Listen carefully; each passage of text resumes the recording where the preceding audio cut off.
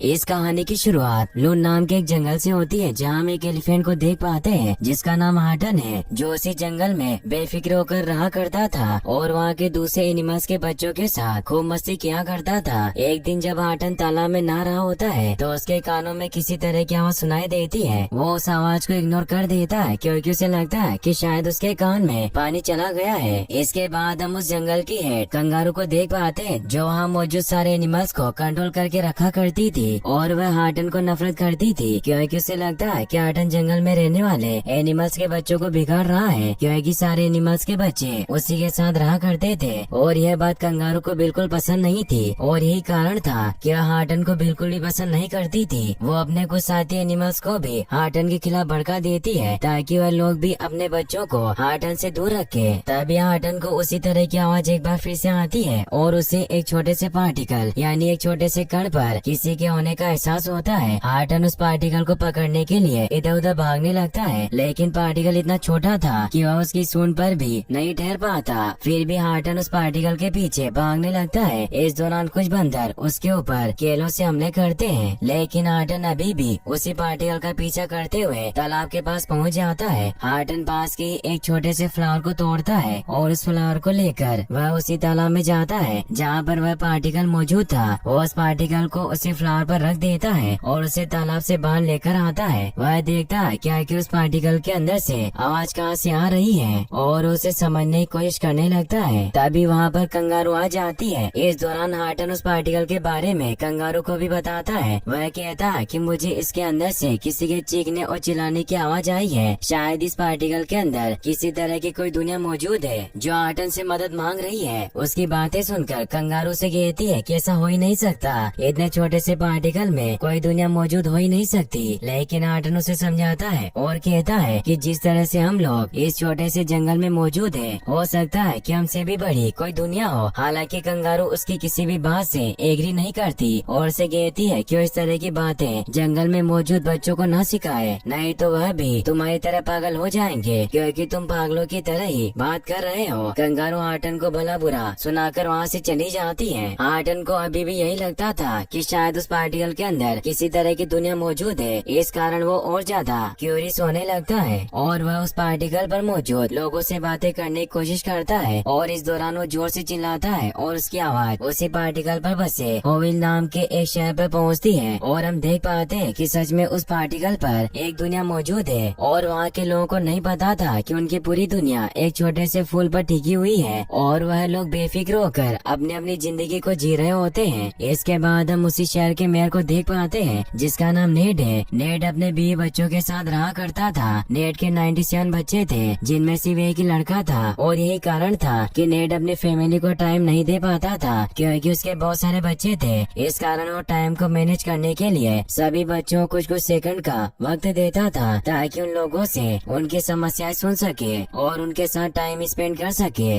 इसके बाद हम नेड के बेटे जोजो को देखते हैं, जिसके ऊपर उसका फादर नेड आने वाले समय की जिम्मेदारियां डाल रहा था। नेड उसे बताता है कि तुम्हें ही अब आगे इस शहर का मेयर बनना है और तुम्हें इस चीज के लिए तैयार रहना होगा। लेकिन यहाँ हमें पता चलता है कि जोजो को शहर के मेयर बनने में कोई दिलचस्पी नहीं है क्योंकि वह तो और कुछ करना चाहता था। वह अपने फादर की बात को अनसुना करके वहाँ से चला जाता है। इसके बाद सीन यहीं पर कट हो जाता है और हमें फिर से लून जंगल में ले जाया जाता है, जहाँ हाटन के एक दोस्त मोरंत को देखते हैं, जो दरअसल एक चूहा था। हाटन मोरंत को सारी चीजें बताता है। वो कहता है कि इस पार्टिकल के अंदर किसी तरह की दुनिया मौजूद है जो उन्हीं लोगों की तरह है। मोरंत उसकी बातें सुनने के बाद पूरी तरह से चौंक जाता है। हालांकि वह हाटन की बातों पर यकीन नहीं करता, लेकिन फिर भी वह उसे विश्वास दिलाता है कि चाहे वह गलत है या सही, वो उसका हमेशा साथ देगा। लेकिन मोरंत उससे कहता है कि तुम ये सारी बातें किसी को मत कहना, नहीं तो लोग तुम्हारा मजाक उड़ाएंगे। तुम्हें लोग पहले से ही पागल समझते हैं और ये सारी बातें सुनने के बाद वह लोग तुम पर हंसने लगेंगे और तुमको पागल कहने लगेंगे। मोरंत की बातें सुनने के बाद हाटन उसे कहता है कि वह किसी को इस बारे में नहीं बताएगा। इसके बाद हाटन के पास उसके दोस्त आते हैं। हाटन किसी तरह उस बात को अपने पेट में ही रखना चाहता था, लेकिन न चाहते हुए भी वो उस पार्टिकल के बारे में अपने सारे दोस्तों को बता देता है और वह बहुत ज्यादा एक्साइटेड हो जाता है। इस कारण वह उस फ्लावर को लेकर इधर उधर उछल कूद करने लगता है। इधर हमें हुबी शहर को दिखाया जाता है, जहाँ हाटन के इस तरह के उछल कूद करने के कारण भूकंप आने लगे थे और वहाँ का वातावरण भी चेंज होने लगा था। यह सब देखने के बाद मेयर को बहुत ज्यादा अजीब लगता है। इस कारण वह शहर के प्रेसिडेंट के पास जाता है, जहाँ शहर का प्रेसिडेंट आने वाले एनुअल फंक्शन की तैयारी के लिए लोगों को इंडक्शन दे रहा था। लेकिन मेयर उसे बताता है और कहता है कि हमें अभी इस एनुअल फंक्शन को रोक देना चाहिए, क्योंकि शहर में अजीब तरह के चेंजेस हो रहे हैं। इससे शहर के लोगों को किसी तरह का खतरा हो सकता है। लेकिन प्रेसिडेंट मेयर की किसी भी बात को नहीं मानता।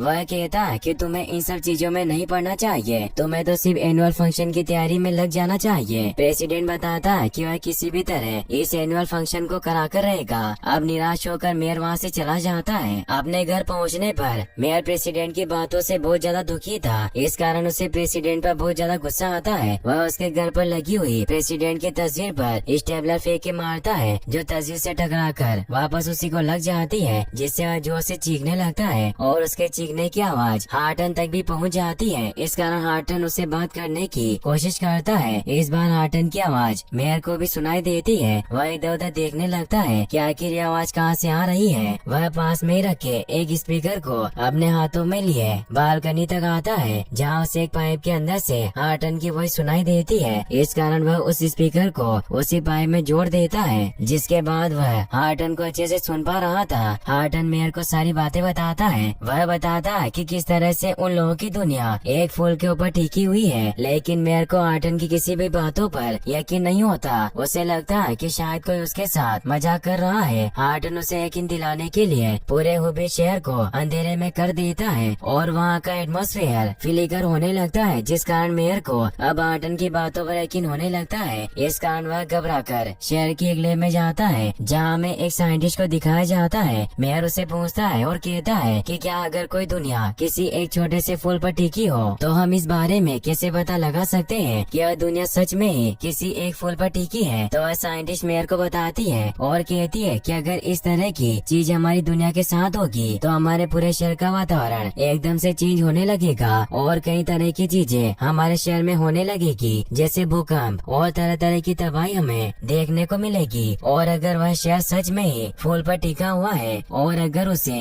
किसी सुरक्षित जगह नहीं ले जाया जाता तो हमारा यह पूरा शहर खत्म भी हो सकता है। उस साइंटिस्ट की बात सुनने के बाद मेयर पूरी तरह से घबरा जाता है और भागकर एक बार फिर से हार्टन के पास बात करने के लिए जाता है। मेयर हार्टन को कहता है कि तुम्हें किसी भी तरह से हमारी दुनिया को बचाना होगा। इसके लिए तुम्हें हमारी उस दुनिया को जो उस फूल पर टिकी हुई है, उस दुनिया को किसी सेफ जगह पर पहुंचाना होगा, ताकि हम लोग सुकून से हमारे इस प्लेनेट पर रह सके। इसके बाद हार्टन उस जंगल में किसी सेफ जगह को सर्च करने लगता है और तभी उसे एक पहाड़ी पर एक छोटी सी केव नजर आती है, जो एक ऊंचे पहाड़ पर मौजूद थी। और हार्टन को लगता है कि शायद उससे ज्यादा सेफ जगह और कहीं नहीं होगी। इस कारण वह उस फूल को लेकर उसी पहाड़ी की तरफ आगे बढ़ने लगता है। तभी रास्ते में हार्टन के कुछ दोस्त उसी तरह के फूलों को लेकर उसके पास आते हैं और उससे कहते हैं कि उन लोगों के पास भी उसी तरह का फूल है और उन फूलों पर भी किसी तरह की दुनिया रहती है। तभी वहाँ पर कंगारू भी आ जाती है, जो ये सारी बातें सुनने के बाद हार्टन के ऊपर गुस्सा करने लगती है और उसे लगता है कि शायद हार्टन ने ही सारे बच्चों को इस बारे में बताया है। कंगारू हार्टन से कहती है कि उसे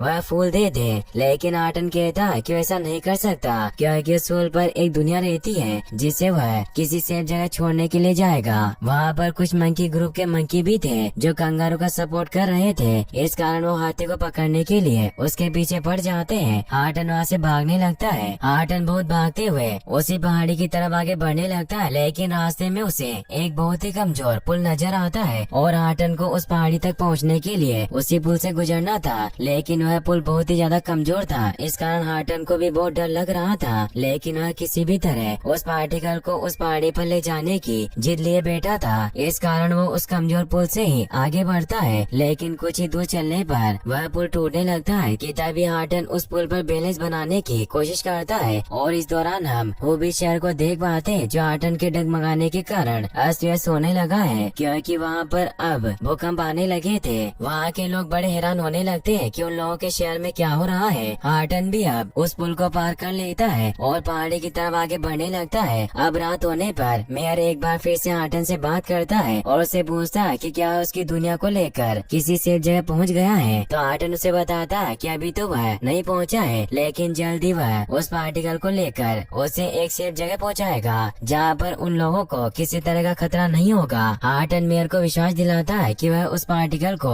किसी भी तरह अपनी जान पर खेलकर सेफ जगह पर छोड़कर आएगा। इसके बाद हम उस कंगारू को देखते हैं जो हार्टन को पकड़ने के लिए और उससे वह पार्टिकल छीनने के लिए एक गिद्ध को यह काम सौंपती है और उसे कहती है कि वह किसी भी तरह उस पार्टिकल और उस फूल को नष्ट कर दे। इसके बाद हम हार्टन को देखते हैं जो पहाड़ी की तरफ जाते जाते थक गया था और वहीं एक जगह रुककर आराम कर रहा होता है। उसे इस दौरान बहुत ज्यादा ठंड भी लग रही थी और उसने उस फ्लावर को वहीं पर रख दिया था। इधर हम मुबे शहर को देखते हैं जहाँ पर चारों तरफ बर्फ ही बर्फ हो रही थी। तभी लैब की साइंटिस्ट मेयर के पास आती है और उसे कहती है कि गर्मियों के दिनों में भी हमारे यहाँ पर यह बर्फ क्यों गिर रही है। इस पर मेयर बहुत ज्यादा चिंतित हो जाता है और वह दौड़कर हार्टन से बात करने लगता है। वह कहता है कि गर्मियों के दिन में हमारे इधर बर्फ क्यों पड़ रही है। इसके बाद हार्टन समझ आता है जहाँ पर वह बैठा हुआ है वहाँ पर ओस गिर रही है और यही कारण है कि ओबिट शहर बर्फबारी का सामना कर रहा है। इस कारण वह अपनी गर्म सांस से उस पार्टिकल पर लगे ओस को दूर कर देता है जिससे ओबिट शहर पर मौजूद सारा बर्फ भी पिघल जाता है। तभी हार्टन झाड़ियों में किसी के होने का नोटिस करता है। उन झाड़ियों के बीच से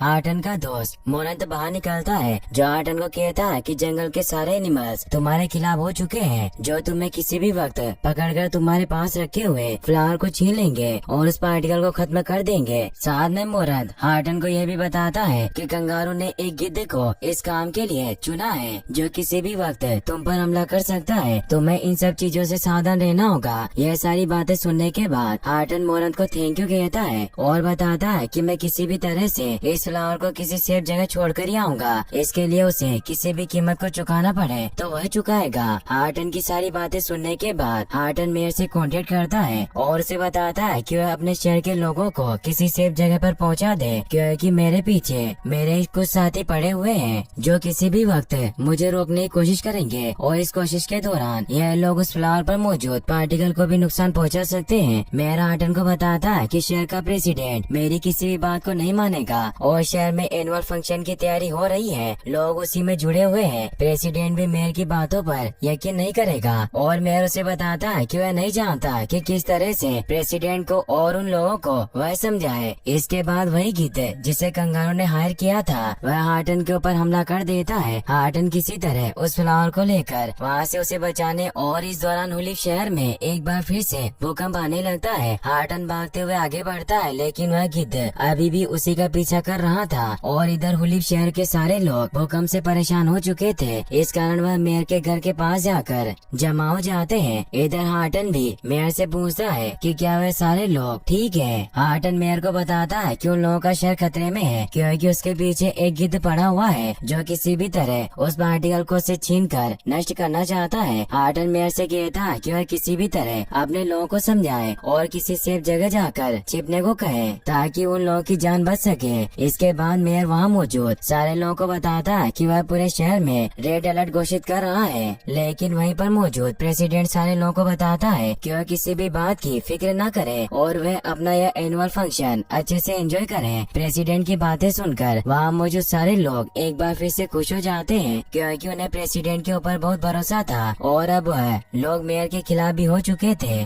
इसके बाद मेयर वहाँ के लोगों को बहुत ही समझाने की कोशिश करता है और उन्हें बताता है कि किसी तरह का खतरा उनके ऊपर मंडरा रहा है लेकिन वहाँ के लोग उसके ऊपर यकीन नहीं करते। इस कारण मेयर हार्टन से ही कॉन्टेक्ट करता है और उसे बताता है कि वही वहाँ के लोगों को समझाए कि वह किस तरह के खतरे को नजरअंदाज कर रहे हैं। हार्टन भी मेयर की बात को सुनकर हुलिफ शहर के लोगों को समझाने की कोशिश करता है लेकिन इससे पहले ही वहाँ गिद्ध आकर वह फ्लोर अपने साथ लेकर वहाँ से उड़ जाता है। इस कारण हुलिफ शहर में एक बार फिर से भूकंप आने लगता है और तेज हवाएं चलने लगती है लेकिन प्रेसिडेंट को अभी भी यह सारी चीजें नॉर्मली लग रही थी। इस कारण वो लोगों को एक बार फिर से एनुअल फंक्शन कंटिन्यू करने के लिए कह देता है। इधर हम उसी गिद्ध को देखते हैं जो उस फ्लावर को लेकर वहाँ से भाग रहा होता है लेकिन हार्टन भी उसका पीछा कर रहा था। किसी तरह हार्टन उस गिद्ध के पास पहुँच जाता है लेकिन हार्टन उस गिद्ध से उस फ्लावर को छुड़ा पाए उससे पहले ही वो गिद्ध उस फ्लावर को उसी तरह के फ्लावर के खेतों में फेंक देता है। उन खेतों में उसी तरह के बहुत सारे फ्लावर लगे हुए थे और हार्टन को समझ नहीं आता कि वह उस पार्टिकल वाले फ्लावर को कैसे ढूंढे लेकिन वह हिम्मत नहीं हारता और अपनी जीत के चलते हुए पूरा दिन उस फ्लावर को ढूंढने में लगा देता है और कुछ ही देर में उसे उन्हीं फूलों के पास वह फ्लावर मिल जाता है जिसकी तलाश उसे दिन भर से थी। वह फूल को अपने हाथों में लेकर मेयर को एक बार फिर से कांटेक्ट करने की कोशिश करता है, लेकिन दूसरी तरफ से उसे मेयर की आवाज बिल्कुल नहीं आती। इस कारण उसे थोड़ी सी निराशा होने लगती है। उसे लगता है कि शायद ओलिव शहर खत्म हो चुका है, लेकिन ऐसा नहीं था। जब आर्टन निराश होकर वहीं पर बैठा हुआ था तो उसे मेयर की वॉइस आने लगती है। अब आर्टन को भी ओलिव शहर के सारे लोग सुन पा रहे थे। मेयर एक एक करके अपनी फैमिली और वहाँ के लोगों को आर्टन से इंट्रोड्यूस करवाता है। वहाँ के लोग बहुत ज्यादा खुश थे कि किस तरह से एक हाथी उन लोगों के शहर को बचाने के लिए इतनी मेहनत कर रहा है और अपनी जान की बाजी लगा रहा है। इसके बाद आर्टन उस फ्लावर को लेकर एक बार फिर से उसी पहाड़ी की तरफ आगे बढ़ने लगता है ताकि उस फ्लावर पर मौजूद उस पार्टिकल को उस जगह पर रख सके।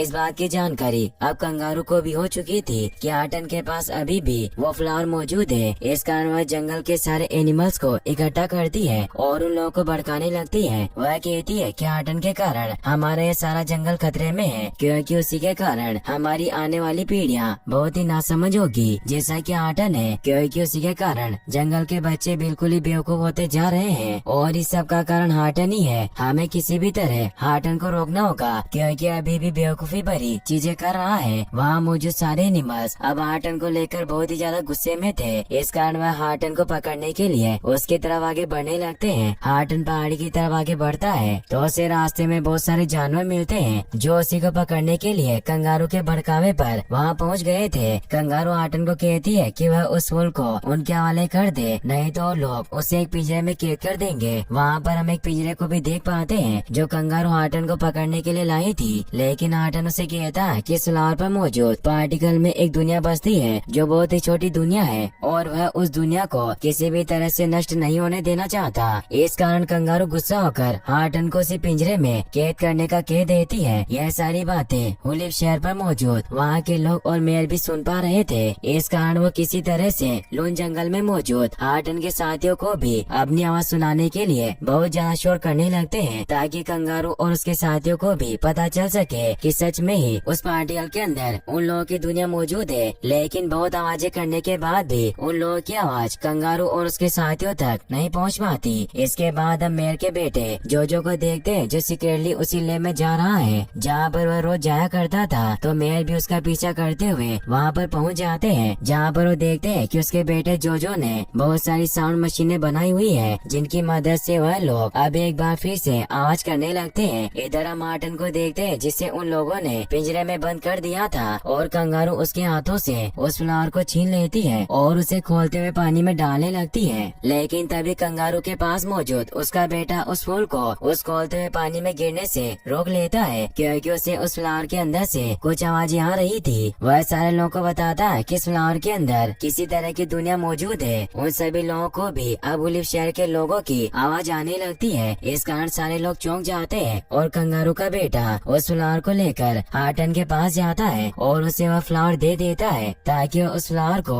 उस पहाड़ी पर जाकर छोड़ दे। यह सब मेयर भी सुन रहा होता है। आर्टन उसे कहता है कि हम लोगों ने ओलिव शहर को बचा लिया। अब जंगल के सारे जानवर भी आर्टन की बातों से सहमत है। इस कारण वह लोग उसका साथ देने के लिए तैयार थे, लेकिन कंगारू बहुत ज्यादा नाराज थी क्योंकि अब सारे लोग आर्टन की तरफ हो चुके थे। अब न चाहते हुए भी निराश होकर वह आर्टन का साथ देने लगती है। कहीं न कहीं उससे भी आर्टन पर प्राउड फील होने लगा था। इस कारण वह सारे लोग मिलकर अब उस फ्लावर को उस पहाड़ी पर ले जाकर उसे वहीं रख देते हैं और इसी के साथ यह मूवी यहीं पर खत्म हो जाती है।